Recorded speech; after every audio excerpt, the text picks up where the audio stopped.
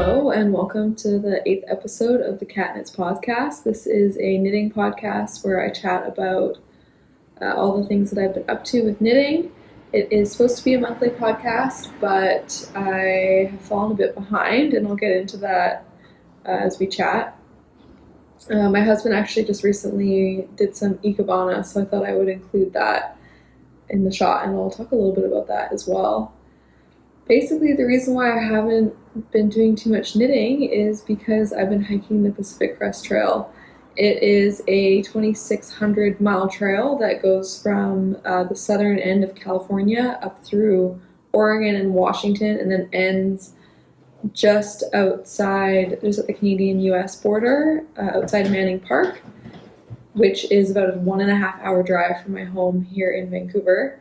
I had originally thought that while I was hiking, I'd have tons of time to knit, so I actually packed out some sock yarn and some needles to knit while I was on trail, but unfortunately with this journey, the goal is to do it all in one summer, and you spend 12 plus hours a day hiking, and I'd like to document the trip, so I have a journal that I write, and then I'm also trying to do a newsletter, which I'm very far behind on, and knitting just never kind of fell into the picture, unfortunately. This is how much I did manage to knit since my last podcast, and all of this knitting, I would say, has been done on a plane. So as you can see, I'm back here in Vancouver, and I think this is my second time back. The first time I was back for a wedding in May, and then it's now July, and I came back with my friend who I'm hiking with, Sydney. She was a bachelorette in Los Angeles, so I thought it'd be a good time to kind of come up here. Actually, I've got a map of the trail, so I'm going to grab that right now. I'm not sure how much of this you're actually going to be able to see, but this is the whole trail. And then my husband's been putting in these red pins. So this is where we started, and as you can see, we've kind of snaked up, and then this is where we are right now. So you can see that we actually just passed the 1,000 mile mark before I came back, which was very exciting. But you can see that we're probably a little over halfway through California. And then this is the border of California and Oregon, and then this is the Oregon-Washington border, and then all the way at the top here. I don't know if that's going to be in the shot here, move this over. And then all the way up here is the Washington, Canada border. So originally I had hoped that I could get all the way up here. I am currently in grad school at UBC, which starts after Labor Day weekend, so September 5th. Originally I thought I could get all the way up here, but I'm thinking now my new goal is to get to the Oregon-Washington border, which is actually about 1,100 miles from where we got off trail before this. So I've got about 6 to 8 weeks to walk those 1,100 miles. It has been so much fun. I've been dreaming about this trip. I originally actually had quit my job, saved up the money and everything to do this trip in 2020. And then I started grad school in 2020, and my supervisor was super kind and let me take the summer off to attempt it this summer. And it's been everything I wanted it to be. It's a lot of hiking, but I do love hiking. As I said, we kind of walked 12 hours a day. So we started out in San Diego is where we flew down, which is all the way down here. And then we stayed with two famous PCT trail angels. So trail angels are, let's just come over to sniff the board. I'll just leave this back here. Trail angels are people who help hikers complete their journey. And then we stayed with Scout and Frodo, who are super generous. They actually hosted hikers every night for about, I think, almost 6 weeks. And they would feed you, give you advice. They did a gear shakedown for us. We had these like dinner talks. We also got to meet a bunch of other hikers. And they also provide you a drive, place to stay, and a road to the start location. So we landed in San Diego, I think around late April, and then we started April 25th. And my original plan was to be very involved in social media and knitting on this journey, but I think, unfortunately, social media has always just not been something I've kind of gravitated towards. I don't know why, I just don't love posting, but it's something I want to work on, but it's just been super busy. So I haven't been able to, but I've kind of got everything. I've got lots of photos. I've been keeping my journal up, and it is something that I do want to share, especially family and friends too. So I'm going to try to start. I'm definitely going to do the newsletter. So I think I've got 2 or 3 of those out, and I'm going to continue doing that for the length of my journey. And then I'm going to post to Instagram, and then I've actually been filming a bunch to make YouTube videos. So I would like to edit those, and I'll probably end up doing that sometime in the fall, kind of get into it. But we went through the desert, so there's about 700, I'd say there's a little more than 700 miles of desert, which is almost, I think, a third of the trail, roughly. So it's a lot of desert.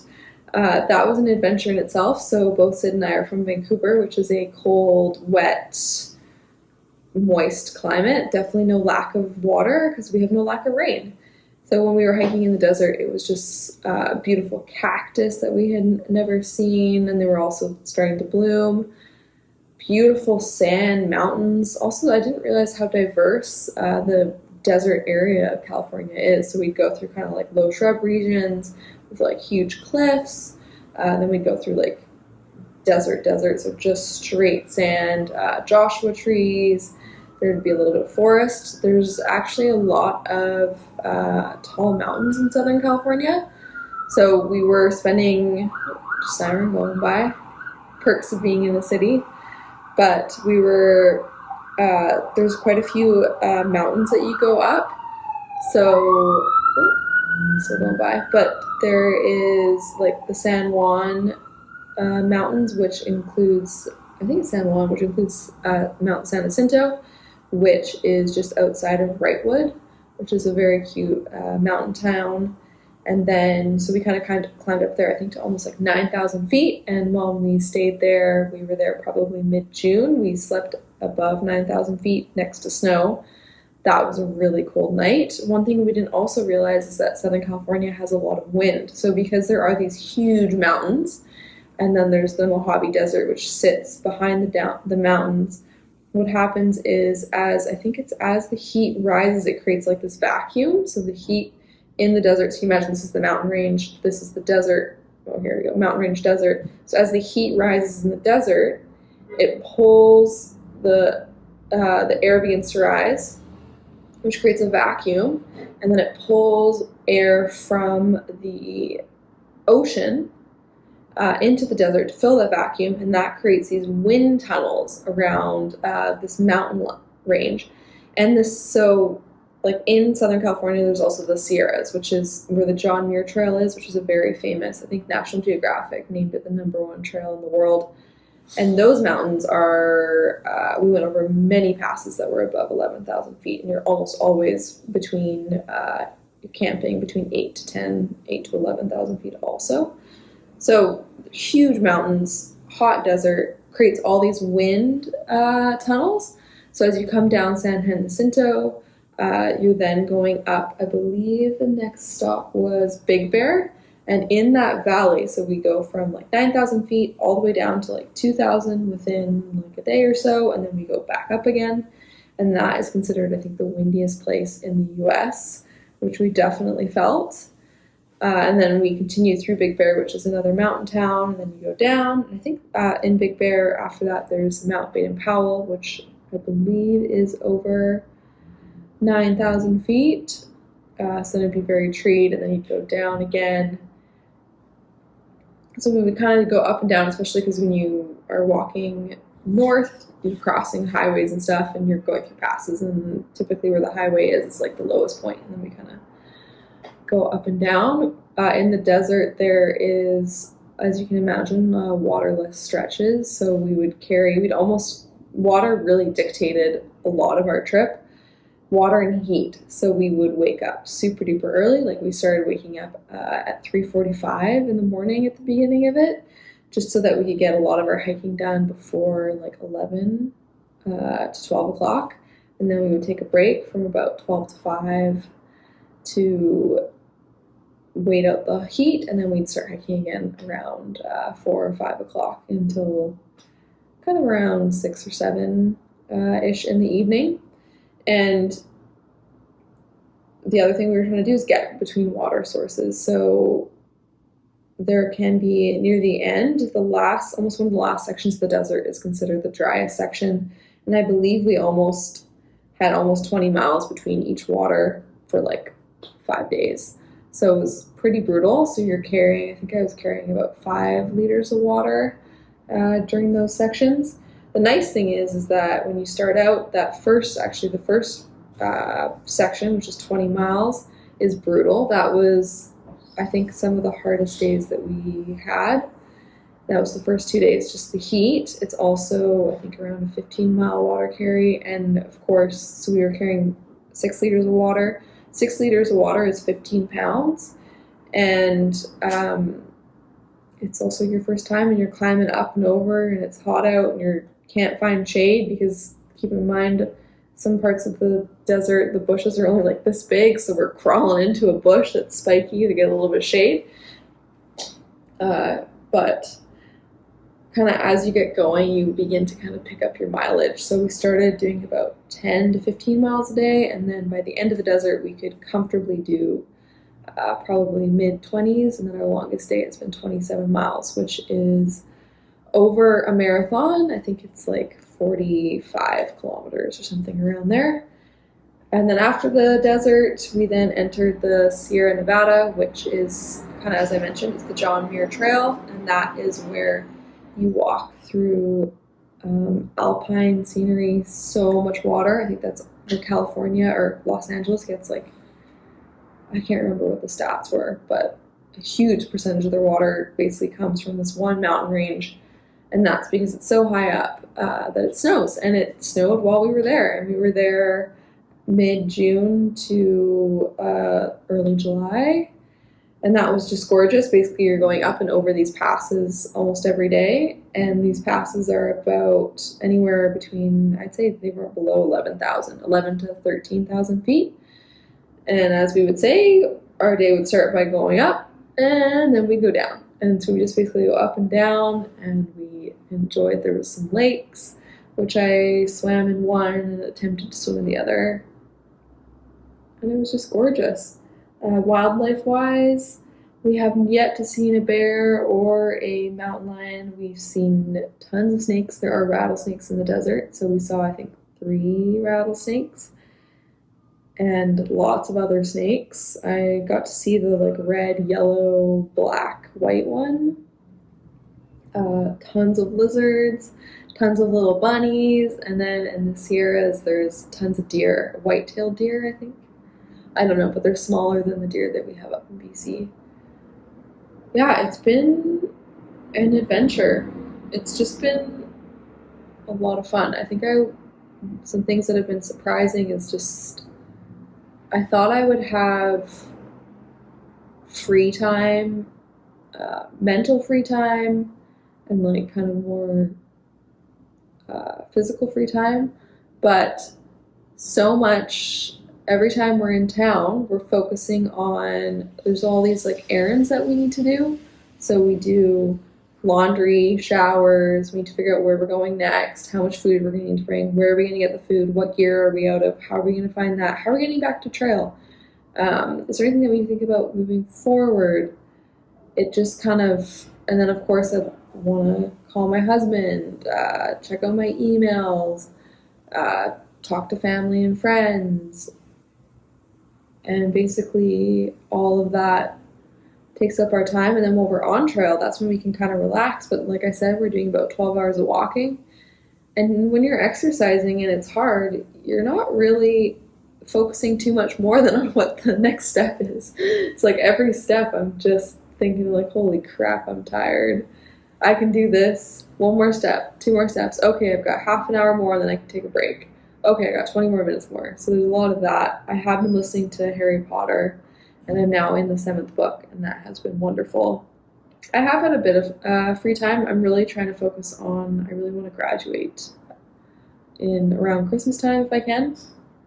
So I've been trying to focus a little bit on coming up with my thesis and research questions a bit. But yeah. So anyways, I just chatted a lot there, but if you are interested in the trip, I will be doing videos, YouTube videos about it.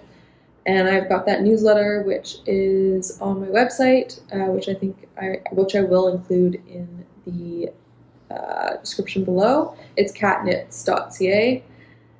So feel free to follow along if you're interested. All right, so knitting. Knitting-wise, as I mentioned, so this is how much of the sock that I've got done. So this sock wool, this is one of the wools that I won at the Craft City in Vancouver. It's Fidley Dyeworks, which is a BC company. This is a BFL nylon blend, and I believe the color is olive. I'll make sure I'll put the information below, the correct information. And this is it's part of the Handmade sock bundle. And what pattern is this? Let me just, sorry, I've been so far away from knitting that I didn't even look up what the pattern is, but I got this in a set of 4, and they're all kind of different lace patterns, and I did this one in a size, the small, which is 54 stitches around.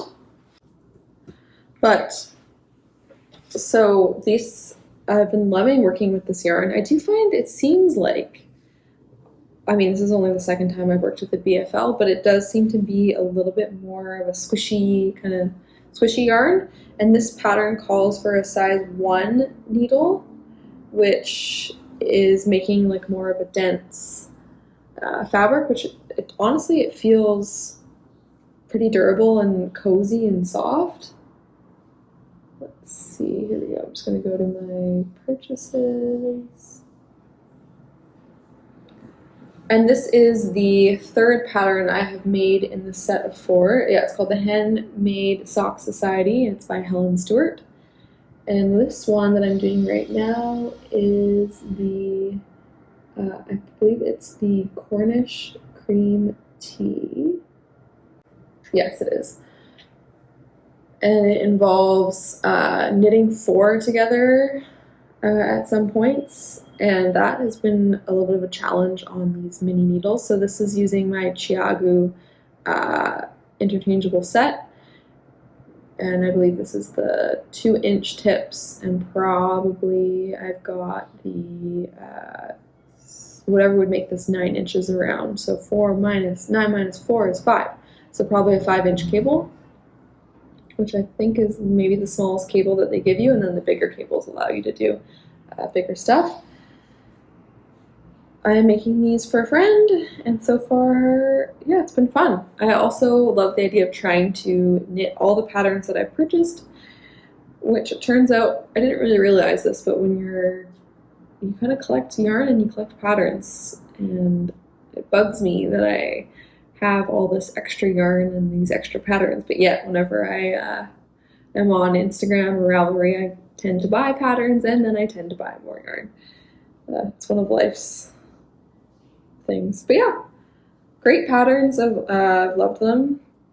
Kind of fun to do. Can be a bit frustrating to do lace on such small needles, but I'm loving this wool. I do have another skein of it, and I definitely will buy more. I love the colors, and it's fun that it's Canadian. Then on my way back to Vancouver, I ended up spending 24 hours in San Francisco, which was wonderful. And while there, I ended up going to a yarn store, which was in the Mission area, and this yarn store was called, oh my gosh, it was called Imagine Knit. It was a cute little yarn store, and it's actually right near a famous bakery, Tartine Bakery. They're 3 blocks away, so it was a great little stop.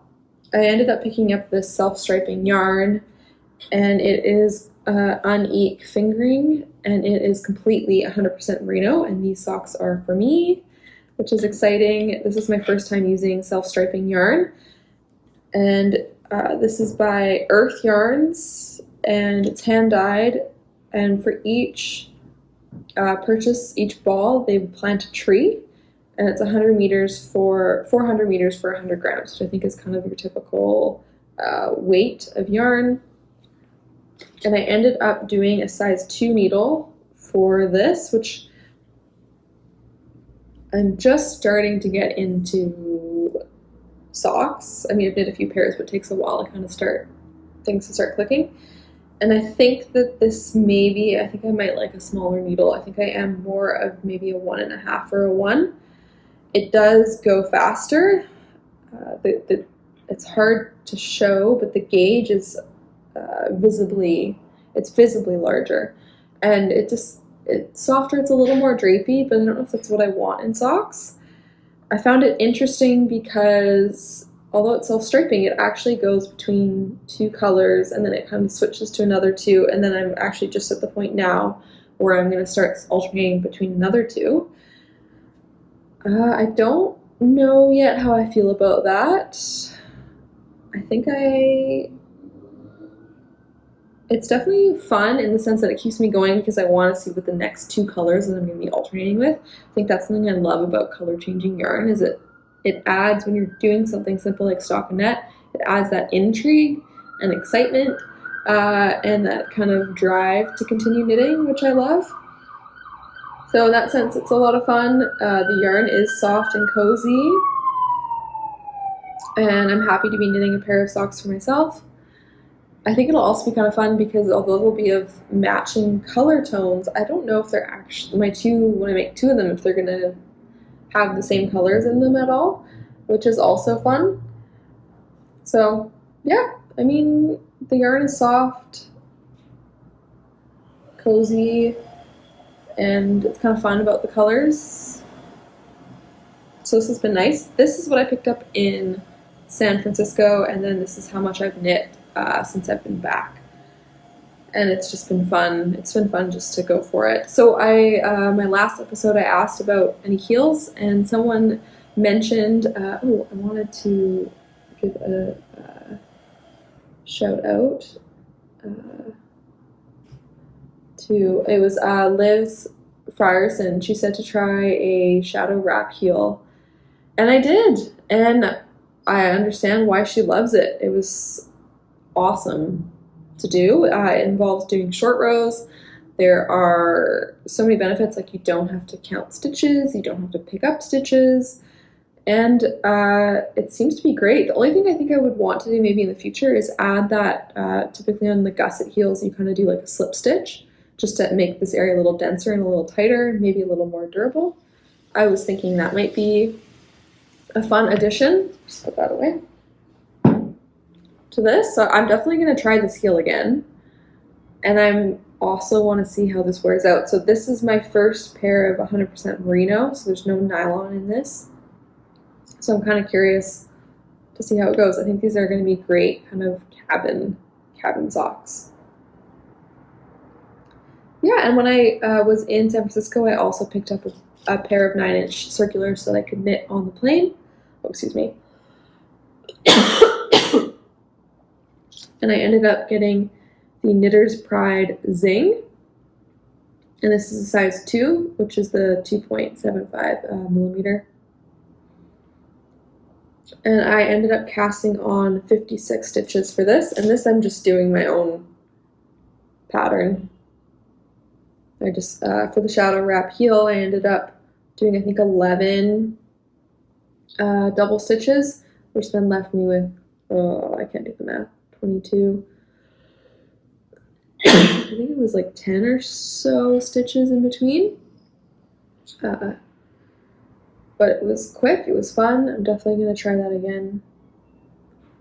And these needles are working great. So they're metal, they're a little bit stubby on the end, but I think it'll be kind of nice to have another set of needles. Like I said, though, I think I want to go a bit smaller. When I do plain stockinette stitches, I think I might be more of like a 1.5 to a one needle, but just means I'll have to knit another pair of socks to figure that out, and luckily I have tons of sock yarn to do that. So yeah, this is kind of my knitting that I've been up to in the last few months. Like I said, the trail has been taking over a lot of it. Before I left, I did end up getting this pattern that I made, the Pacific Crest Trail hat pattern. I had some wonderful test knitters give me lots of great feedback. There are definitely some changes I want to make to the pattern. I had thought that I'd have time while on trail, but no, that hasn't been the case. I have been wearing this hat quite possibly every single day while on trail. I do love it. It's holding up really well. I do want to make some modifications. I think that I made the original hat a little too small, so I want to pump up all the sizes as well as maybe add a little bit more length. So I will probably be knitting, I might be knitting another one. I did actually, before I left, also start, there was one size that didn't get test knitted, so this is, it's almost like an Easter hat. But this is three strands of fingering held together, whereas this is a DK and fingering held together. So I just wanted to do that size. So I think I'm going to, like I said, make them a bit bigger, and then I'm gonna change a little bit of the crown shaping. I'm finding right now it kind of pops off my head. I think that is also because it is too small, but I think I need to actually make it wider and then a quicker decrease. So this I will do when I get back because I'd love to release this. And as I mentioned, it is named after the Pacific Crest Trail, and I got some photos of me in it while on the John Muir Trail. Yeah, so that is kind of what I've been up to for the last few months. And then this, I thought I'd just mention this. This is Ikebana, which is a Japanese flower arrangement style. It is my husband's new hobby. We actually just went flower shopping today, picked these up down on Main Street and near 26th. These are calla lilies. These are mini Gerber daisies, I think they're called. And then I have no idea what these other little flowers are. But the idea is that you've got these beautiful vases. He picked these up in Vancouver at Itsumo. It's a Japanese store. It's a wonderful Japanese store if you're in Vancouver and love Japanese things. We've bought cookware items, towels. My friend got me these candles that you light, and they're scentless, and they're can be used for meditation.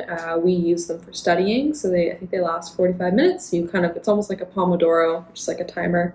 You light the candle, and then that's when the candle's lit, you're working, and it's like a visual reminder. And also even just like for Zach, my husband, he sees that the candle's lit. He knows that I'm trying to focus for 45 minutes.